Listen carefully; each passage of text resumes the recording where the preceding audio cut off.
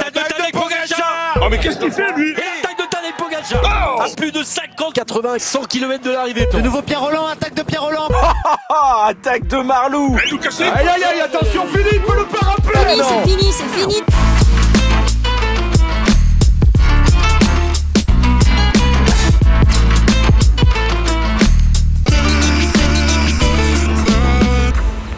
Bonjour à toutes et à tous et bienvenue dans ce nouveau vélo podcast. On va parler aujourd'hui des montées et des descentes. Il n'y a pas qu'au foot qu'il y en a, il y en a aussi dans le cyclisme.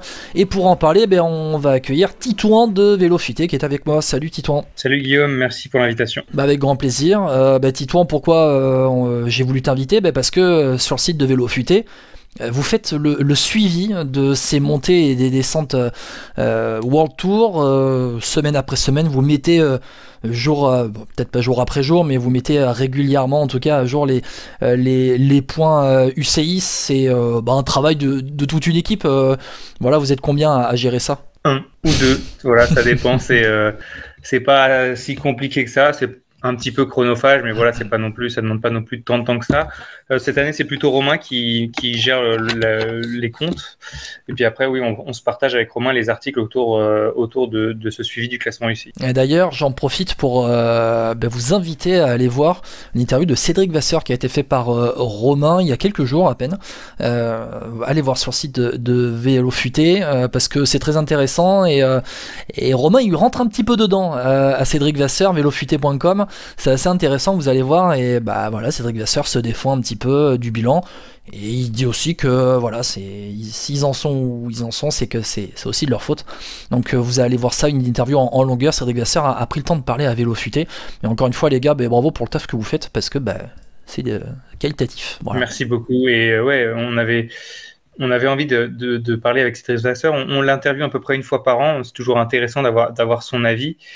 Et il faut savoir que l'interview était encore beaucoup plus longue et que Romain a voulu raccourcir un petit peu parce qu'il y avait beaucoup un long enregistrement en fait, une longue interview. Ouais, Cédric Vasseur, il se défausse pas souvent sur les interviews d'ailleurs. Il parle, il dit sa vérité. Après, c'est aussi le boulot de l'interview, mais c'était très intéressant de l'avoir. Bon, Titouan, on va rappeler un petit peu que ce système, ça a été lancé en 2020. On en est au deuxième cycle, donc 2023-2025. C'est sur 3 ans à chaque fois. C'est l'addition des points UCI marqués sur 3 saisons. Lors du premier cycle, entre 2020 et 2022, on avait eu on a l'addition des points. Les 18 meilleures équipes sur les 3 années sont en World Tour pour les 3 saisons suivantes. Les autres sont en Pro Team, descendent en deuxième division. On avait eu les descentes d'Israël et de Lotto fin 2022, l'accession en World Tour d'Alpecin et de Arkea. Et Total et UnoX, Total Energy et UnoX étaient encore restés à quai. Ce qui risque encore d'être le cas sur ce nouveau cycle 2023-2025. Titouan, rappelle-nous un petit peu. UnoX c'est pas encore complètement hors du coup. Hein. On a vu la forme de Johansen. C'est vrai. Il fait un gros tour de France. Pas certain que ce soit complètement fini pour UnoX. Ils sont qu'à 1500 points. Voilà, on va rappeler juste après le classement où est-ce qu'on en est dans la bataille. Mais juste, Titouan, rappelle-nous un petit peu le pourquoi du comment de ce système qui a été mis en place avec aussi à l'époque l'introduction des Pro Teams. Le but c'était d'avoir un peu plus de méritocratie sur qui est en World Tour tout simplement. Donc c'est pour ça qu'ils avaient mis en place ces montées et descentes pour s'inspirer notamment probablement du football. Et puis avoir plus de logique dans les invitations avec des invitations offertes aux 2 meilleures équipes Pro Team afin encore une fois que le mérite sportif soit mis en avant. Pour rappel, comment ça fonctionne, ce n'est pas le 19 et le 20e du classement des 3 années qui est invité, c'est le 19e et le 20e, les 2 meilleures équipes Pro Team, les mieux classées sur la saison précédente. Donc, c'est-à-dire que là, notamment, ça va être un petit peu particulier pour l'année prochaine puisque ce ne seront pas les équipes qui ont fini 19e et 20e au classement sur les 3 ans, mais les 2 meilleures équipes Pro Team de l'année prochaine qui auront fini les mieux classées au classement de cette saison. Donc, par exemple, typiquement, Cofidis peut très bien être rétrogradé en étant, par exemple, 20 ou 22e sur la saison. mais quand même bien classé et invité, invité automatiquement. Donc voilà, c'est un petit peu atypique comme fonctionnement, faut bien faire attention. Ouais, parce que tu peux terminer 19e sur le bilan des 3 saisons, mais si dans les équipes Pro Team de la saison prochaine, t'as pas été dans les 2 premiers la saison précédente, eh ben, tu te retrouves sur le carreau. Et pour certaines équipes, ça peut poser problème sur le recrutement, sur la mise en place de calendrier. Et sincèrement, ça, je dis pas ça met en danger l'équilibre de certaines équipes, mais presque quand même. Ah bah complètement. Quand on voit Arkea, ils vont se retrouver dans cette situation. Ils auront aucune invitation automatique probablement.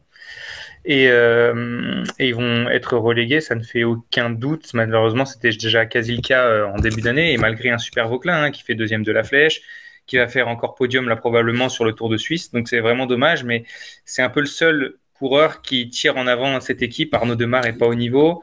Donc voilà, c'est compliqué. Il manque de tête d'affiche et de gros leaders pour pouvoir se maintenir en World Tour et même parmi les 2 meilleurs pro teams. 3 meilleurs pro teams, puisque le changement, rappelons-le, va changer l'année prochaine. Ce sera les 3 meilleurs pro teams qui seront automatiquement invités. Oui, on a un petit peu modifié le calendrier cette année d'ailleurs pour pouvoir inviter une équipe supplémentaire, parce qu'on a vu que finalement, on avait invité 2 équipes, mais on se dit que la 3e équipe qui peut être invitée, ça peut aussi rapporter de l'argent et des gros coureurs sur les courses. Et on a vu que c'était un petit casse-tête de laisser sur le carreau. Laisser sur le carreau notamment les Tudor avec Alaphilippe. Oui, mais c'est pas forcément qu'une question de Tudor ou d'Alaphilippe ou autre, c'est qu'on a de plus en plus de bonnes pro teams et que finalement, en fait, pour ces équipes-là, pour qu'elles puissent vivre ou exister, il faut qu'elles participent à des grands tours. Donc c'est très dur de les limiter, surtout quand t'es pas de la nationalité italienne, française ou espagnole, que là, tu as de grosses chances d'être invité sur au moins un des 2 grands tours, un des grands tours. Mais si voilà, tu es suisse, si tu es, je sais pas moi, norvégien, c'est beaucoup plus compliqué. Donc voilà, pour moi, c'est une bonne décision. Beaucoup disent que voilà, ça risque d'être dangereux ou autre. Je suis absolument pas convaincu. Et d'ailleurs, sur le Giro, ça n'a absolument pas posé de problème qu'on ait des équipes en plus. On a eu moins d'abandon que les autres années. Preuve que ce n'est pas lié. C'est surtout les coureurs qui sont dangereux, qui prennent des risques, plus que le nombre. Voilà, c'est pas 8 coureurs qui vont changer la donne. Oui, d'ailleurs, en parlant des dangers dans le peloton, il y a l'équipe Explore qui a sorti un documentaire il y a quelques jours aussi, et je vous invite à aller le voir sur la plateforme de l'équipe. J'en profite parce que j'ai regardé il y a pas longtemps, c'est pour ça, Titouan. Ouais, il faut que je le regarde. Assez intéressant. Mais d'ailleurs, factuellement, c'est vrai qu'on parle de sécurité, mais on était allé dans un mouvement de réduire le nombre de coureurs par équipe dans le peloton pour finalement rajouter une équipe, donc se retrouver à aller pratiquement au même nombre qu'avant. C'est juste factuellement pour répondre. On n'est pas autant parce que ça va juste rajouter 8 coureurs.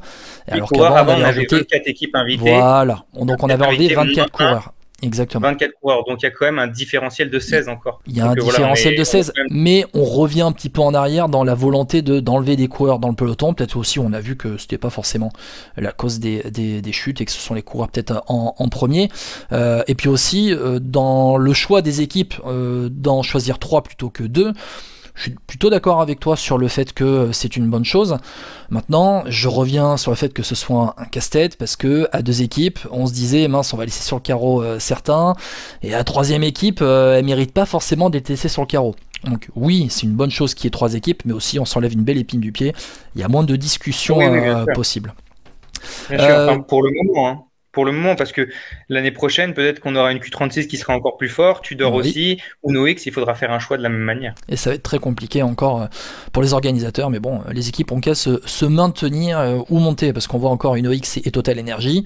Bon, Uno-X, ils sont encore à la bataille, mais Total Energy, ils vont encore échouer à monter en World Tour, et pourtant, ils avaient fait...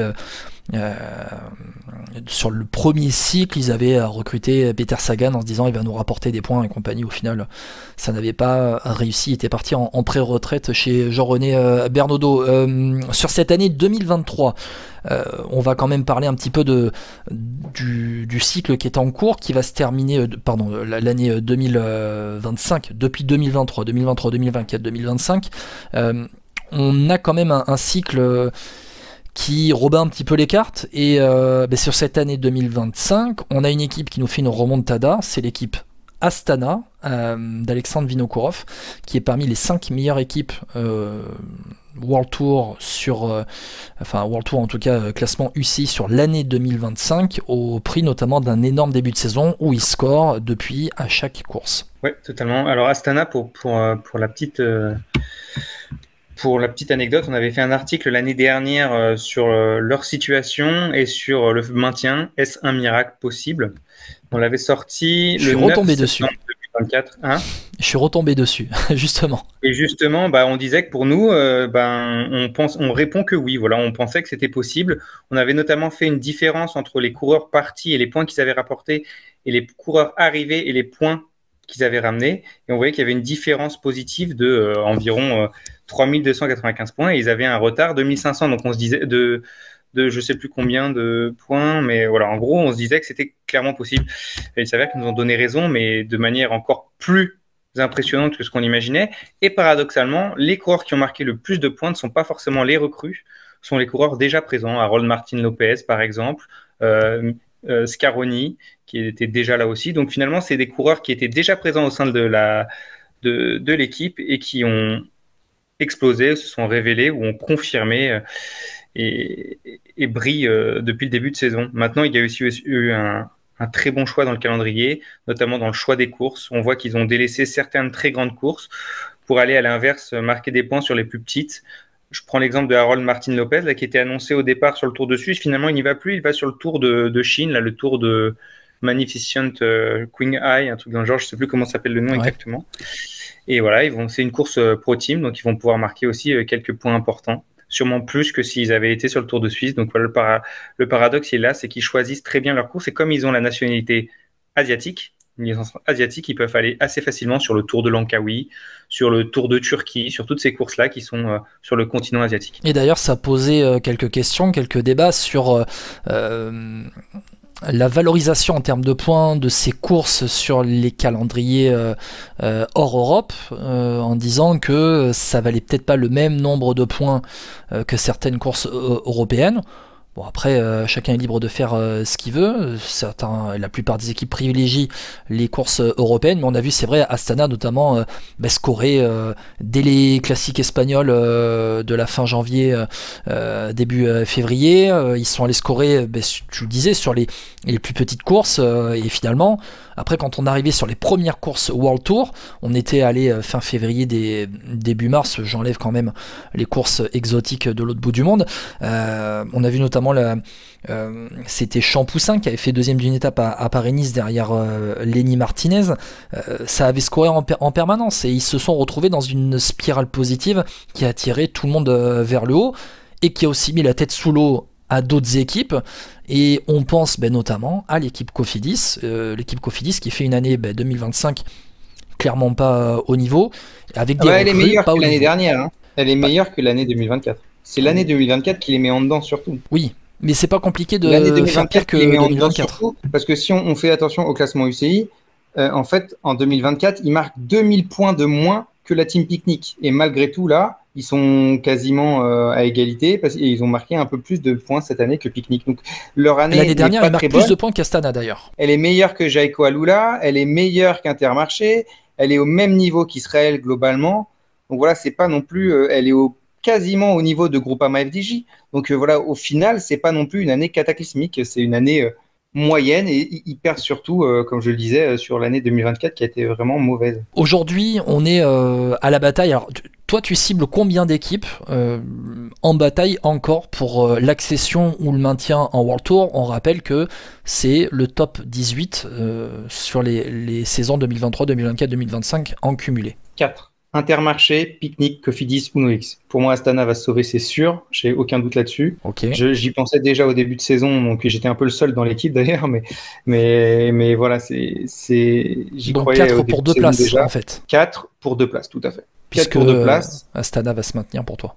Mais là, je pense Picnic aussi. va marquer de gros points avec Onni sur le Tour de Suisse. Onni qui risque de faire probablement podium. Ça va rapporter 325 points, donc ça va faire des gros points face à Cofidis qui, elle, doit absolument aller scorer sur les classiques. Le problème, c'est que Milan Fretin n'a pas été très bon sur ses dernières courses, ses dernières sorties. Donc, il va devoir un petit peu augmenter ses performances, on va dire, pour aller ramener des points. La route d'Occitanie va être aussi très importante. J'ai pas regardé combien ils avaient fait sur la première étape, sur le contre-la-montre. Il y a Arkea en tout cas qui est aux 2 premières places du général sur cette route d'Occitanie. Il y a Rezus Herrada qui est dans la balance et je pense que Herrada va devoir faire un très très très gros tour d'Occitanie pour aller marquer quelques points importants parce que sinon ça risque de faire très mal cette semaine au classement UCI pour Cofidis face à Picnic. Et je n'écarte pas donc une descente de Intermarché. Pourquoi ? Parce qu'Intermarché avait beaucoup de points d'avance et qu'en fait parmi les équipes World Tour, c'est la plus mauvaise cette année. Elle a 3700 points, soit 700 points de moins que Cofidis. Et voilà, Cofidis, il leur faudrait à peu près 1000 points pour revenir sur eux. Mais ils ont Emmanuel Bourman qui semble revenir en forme. Oui. Je pense que Bourman peut faire un beau Tour de France, marquer des points importants en faisant un top 15 par exemple. Et puis il y a surtout le petit Alex Aranburu qui peut aller scorer sur toutes les classiques de fin de saison. Et sur certaines courses françaises, Aranburu, il faut se rappeler qu'en 2022, il avait été un des moteurs du SOF de Movistar en fin de saison. Movistar étant que Valverde allait marquer beaucoup de points, mais il avait fait une très bonne fin de saison en allant chercher notamment la victoire sur le Tour du Limousin, une 6e place sur le circuit Gexto, voilà, des points importants, une 12e place sur la Bretagne Classique, une 6e place sur le Giro del Toscana. Et je pense que si en plus on a un Aranburu au niveau du Tour de Pays Basque de cette année, ça peut faire de très gros points en fin de saison. Ouais, mais clairement, Aranburu, c'est un gros scoreur, c'est quelqu'un qui est capable de planter, de marquer des points un peu partout, donc c'est une bonne chose que Cofidis l'ait recruté. On n'oublie pas que Cofidis, ils ont en majorité un calendrier franco-espagnol, et qu'on arrive peut-être aussi dans une des meilleures parties de l'année pour eux, parce que au cœur de l'été, on a beaucoup de courses en France et en Espagne avec la Vuelta qui va arriver. Donc, ils vont être en capacité de scorer. J'espère pour eux que ça va le faire, qu'on ait une équipe française qui soit en World Tour, encore une fois, et qui se maintienne. Tu parlais d'Intermarché qui est un petit peu en difficulté. Parce qu'elle est totalement dépendante de Binyam Girmay. Voilà. Elle est totalement dépendante de Binyam Girmay qui a du mal à élever son niveau son niveau cette année après une énorme année 2024 couronnée par le maillot vert sur le Tour de France exactement, une 2e place sur le Grand Prix Québec et puis plusieurs top 5 sur des courses Pro Series ou continentales. Il avait scoré 3352 points en 2024. Là, à mi-saison, on en est à 775, donc il est très très loin de son année précédente. Et lui, comme ses coéquipiers, en fait, sont pas dans le coup. Gerben Tichsen est pas du tout dans le coup non plus.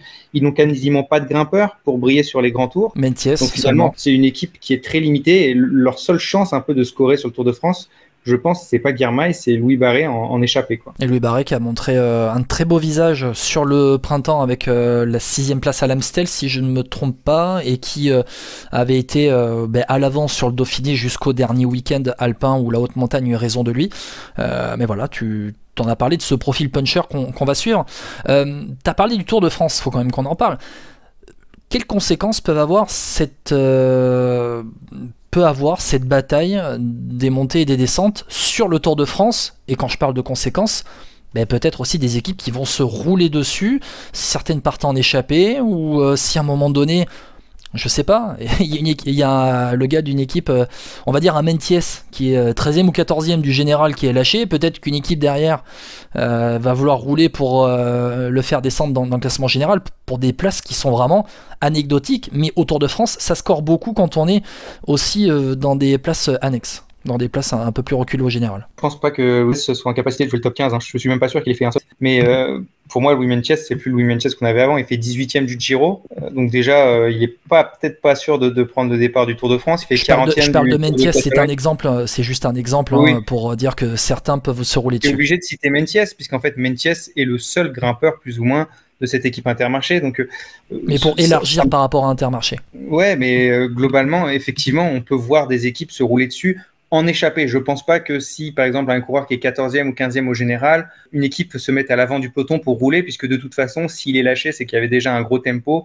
Les équipes seront pas en capacité d'être plus forts que des UAE ou autres, donc ils vont plus subir la course de ce côté-là. Par contre, c'est possible de voir en échappée, par exemple, si jamais un Cofidis s'échappe, voir un Uno X lui rouler dessus par principe pour pas qu'il marque trop de points. Ça, c'est peut-être envisageable. Mais à moins d'une grosse surprise, par exemple Tobias Alon Johansen qui fait top 8 du Tour de France, je ne pense pas que le Tour de France soit déterminant dans la lutte pour le maintien ou de la montée en World Tour en 2026. Parce que les équipes qui sont en difficulté ne sont pas les principales actrices de ce Tour de France. C'est pas celles qui sont attendues. Elles n'ont pas les meilleurs coureurs. Elles n'ont pas les meilleurs grimpeurs, elles n'ont pas les meilleurs sprinteurs. Girmay, j'ai de gros doutes sur le fait qu'il puisse réaliser la même performance que l'an dernier, surtout qu'on rappelle l'an dernier, il n'y avait ni Merlier ni Milan. Là, les deux seront présents au départ. Et en plus de ça, on a globalement 5 sprints massifs maximum. Si on compte les Champs-Élysées comme une étape pour Van Der Poel-Pogačar, on aura 5 sprints massifs. C'est très peu pour qu'il ait une opportunité vraiment de lever les bras. Donc, il a intérêt à enchaîner les top 10. Mais voilà, je suis pas très enthousiaste pour eux. Donc voilà, globalement, je suis pas sûr que ça fasse une grosse différence, sauf si un Bourman arrive à faire un top 10 ou un Tobias Alon Johansen, un top 10 aussi, top 8. On a vu qu'il a été très très fort sur le Dauphiné. Donc s'il arrive à prendre des échappées, choper une victoire, rentrer dans le top 10, plus par exemple, je sais pas, un maillot à poids, imaginons, là ça peut faire très mal. Ah, parce que ça peut scorer aussi. Mais c'est quand même un scénario qui serait assez exceptionnel pour Uno X. Ouais. Et alors quand je parlais d'équipes qui peuvent se rouler dessus, on peut avoir notamment dans la prise d'échappée avec la grosse bataille au départ d'une étape, ou peut-être qu'à un moment donné on va avoir, je sais pas, sur une étape de montagne, quelqu'un à l'avant, le membre d'une équipe qui est à la lutte pour le maintien ou l'accession, qui est dans l'échappée. Si on ne le veut pas, l'équipe peut se mettre à la planche derrière pour rentrer sur l'échappée et condamner cette échappée où il sera. Donc on pourra aussi avoir des départs d'étape où il va y avoir une énorme bataille avec suivant les coureurs qui seront dans l'échappée. Quand je parlais de rouler on va dire rouler dans le peloton pour faire lâcher quelqu'un derrière, tu as raison, la clé de ces étapes-là, de ces cols, de ces scénarios de course dans l'école seront dans les mains, les clés seront dans les mains des grosses équipes, mais à un échelon peut-être inférieur à un moment donné, on pourra aussi avoir une bataille avec des équipes regroupées sur des groupes de poursuivants au 2, 3, 4e échelon derrière, où ça va bagarrer aussi pour peut-être même juste de la 10e, de la 11e, de la 12e place, et pour le coup, on va peut-être pas le voir à la télé, mais ça va créer sûrement une certaine tension dans le peloton, ça c'est sûr. Ça peut créer une tension. Après, sur le Tour de France, il y a quand même toujours une grosse bataille, même pour le top 10 d'une échappée ou autre, rien que pour le sponsor, pour être en fait visible ou autre. Donc finalement, sur le Tour de France, c'est pour ça que je dis ça change pas trop par rapport à d'autres courses, parce que le Tour de France est tellement gros, apporte une telle visibilité pour les sponsors que quoi qu'il arrive, c'est tellement important que la lutte pour le maintien, même si effectivement elle peut jouer dans les têtes ou autres, dans le comportement, rien que le fait que ce soit le Tour de France suffit déjà à avoir de la bataille dans tous les sens. Les échappées en montagne, c'est toujours une énorme lutte, quoi qu'il arrive, qu'il y ait cette lutte pour le maintien ou non.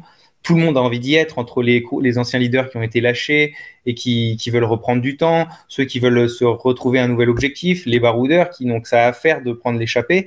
Voilà, il y a tellement de profils de coureurs qui sont amenés à pouvoir prendre l'échappée qu'il y a déjà une bagarre de base. Donc la nervosité, elle est de toute façon, quoi qu'il arrive là.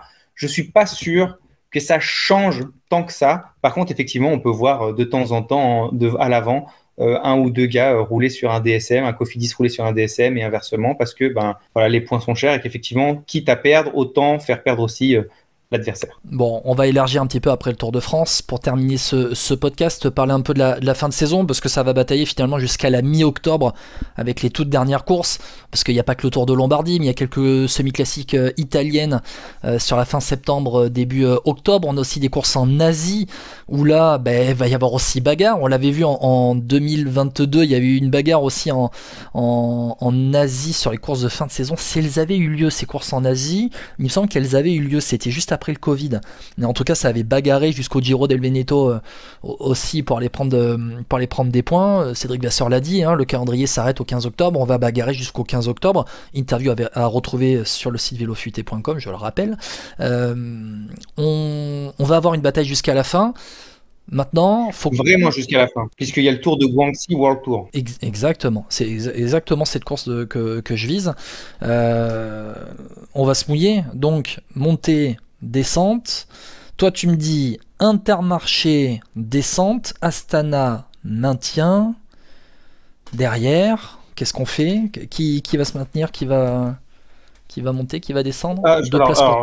Honnêtement, si on devait se mouiller, c'est très compliqué. C'est très compliqué. Moi, ce qui m'inquiète obligé. chez Picnic, c'est qu'ils courent peu. Ouais. Et que donc, du fait qu'ils courent peu, ils n'ont pas la possibilité d'accumuler beaucoup de points. Cofidis, ce qui m'inquiète, c'est que eux, ils n'ont pas forcément un puncher du niveau d'Oscar Only, mais à l'inverse, Picnic, eux, ont perdu Romain Bardet. Tu peux rappeler le nombre de points d'écart entre ces équipes-là aujourd'hui, avant le Tour de France? Alors, Picnic et Cofidis, actuellement, ont 100 points d'écart, pile poil.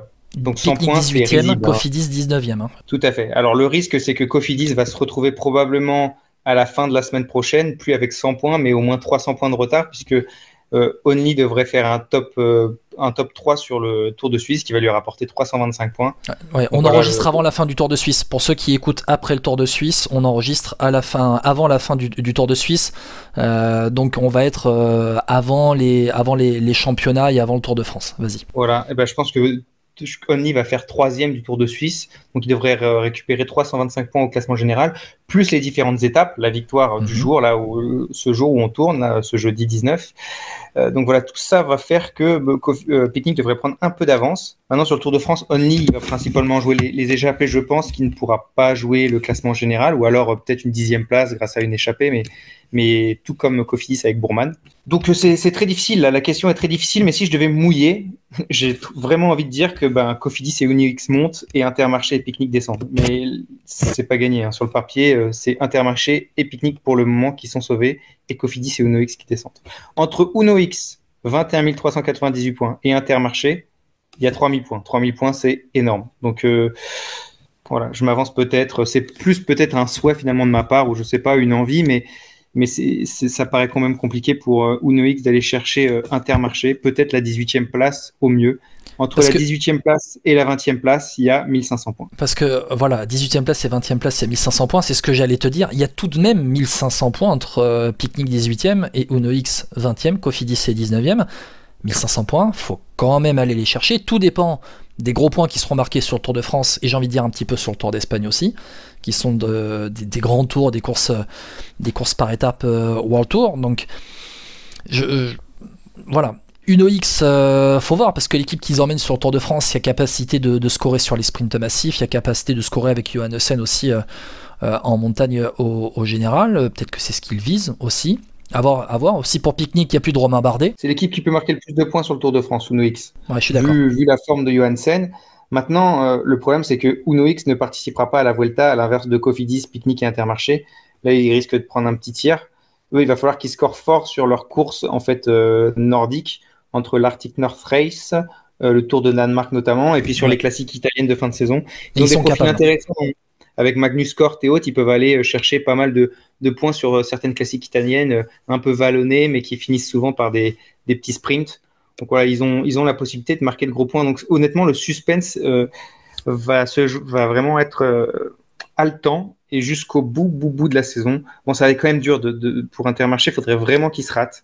Oui. Mais voilà, comme je le disais, ça dépend de Girmay. Si Girmay se rate, je pense qu'Intermarché descendra au profit de peut-être Cofidis et Picnic. Bon, Titouan, je te remercie beaucoup. Juste un petit point sur le haut de tableau quand même, parce que pour voir qui sont les meilleures équipes. UAE qui a 87 000 points, deuxième sur les 3 saisons. 87 000 points. Visma derrière, c'est 61 000 points. Troisième, Lidl Trek. Lidl Trek, quand on dit qu'il s'impose parmi les meilleures équipes du peloton, et dans le top 5 et pas forcément 5e, on l'a avec 46 000 points. Vous voyez l'écart, hein.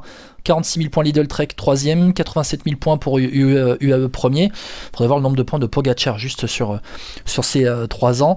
Et après on a Soudal Quickstep et une Ineos dans le top 5. Voilà, le déclassement d'Ineos, c'est Red Bull qui est 7e. 6e, Pogacar, pardon. C'est quasi 25 000 points. Hein. Ben voilà, tu vois, 25 000 points, Pogacar, 25 000 points, il se maintient tout seul en World Tour. Oui, complètement. Voilà, et avec dans le top 10, les Français, Groupama FDJ 8e, Decathlon AG2R 10e. Voilà pour les équipes françaises. Titouan, je te remercie beaucoup d'avoir été avec moi. Avec plaisir, c'est vraiment un sujet qui nous intéresse chez Vélo Futé, la lutte pour le maintien. C'est quelque chose, comme tu disais, qu'on traite de manière hebdomadaire et avec plusieurs articles autour de l'année. On en fera un nouveau après le Tour de France pour faire un récap et notamment pour parler de nos prévisions et de nos projections sur les montées et descentes. Pour le moment, on s'engage pas encore parce que c'est un peu tôt. On en avait fait au début de saison où on disait Castanal est sauvé et qu'on voyait plutôt Picnic descendre et Arkea. Ça, c'était nos choix au début de saison. Picnic et Arkea. On est toujours plutôt pas mal, mais voilà, on ajustera le tir. Donc du coup, après le Tour de France, on verra où est-ce qu'on en est. Il peut se passer beaucoup de choses d'ici là. Si Bourman, si Girmay, si Only, si Johansen font un gros Tour de France, chaque équipe en fait a un gros leader. Tout peut se passer, voilà. Et la probabilité, c'est qu'aucun ne fasse de grosses diffs, mais on peut avoir une belle surprise et dans ce cas-là, ça pourrait donner une sacrée orientation sur la suite. Je rappelle le site velofuté.com, toujours des articles, des interviews, aussi présentation de col. C'est assez sympa à lire, donc allez-y, foncez sur le site velofuté.com, mais je pense que c'est déjà un réflexe aujourd'hui. Un grand merci Titouan, à très bientôt. Je rappelle aussi Vélo Podcast sur les bonnes plateformes de streaming, Apple Podcast, Deezer, Spotify, la chaîne YouTube de Vélo Podcast ainsi que les réseaux sociaux. On se retrouve dans les prochains jours, on va faire monter la sauce avant le Tour de France avec des interviews de coureurs, ça c'est déjà calé, on est en négociation pour d'autres. Et puis on va faire monter la sauce en vue de ce tour qui s'annonce un petit peu haletant quand même. Il y aura quand même un petit suspense, on espère. Titouan, à très bientôt. C'est qui les interviews, tu peux les dire ou pas encore? Ah, on peut pas tout dire maintenant. Parce qu'on est en négociation, c'est pour ça. On est en négociation, okay, on peut déjà dire qu'il y aura un coureur d'une équipe française. Ok, super, écoute, on a hâte d'écouter ça. Eh ben je te remercie beaucoup. À très bientôt Titouan, ciao ciao. Salut Guillaume, merci pour l'invitation. Avec plaisir, ciao. Vélo Podcast est disponible sur YouTube, les réseaux sociaux, mais aussi Apple Podcast, Deezer et Spotify. Bisous.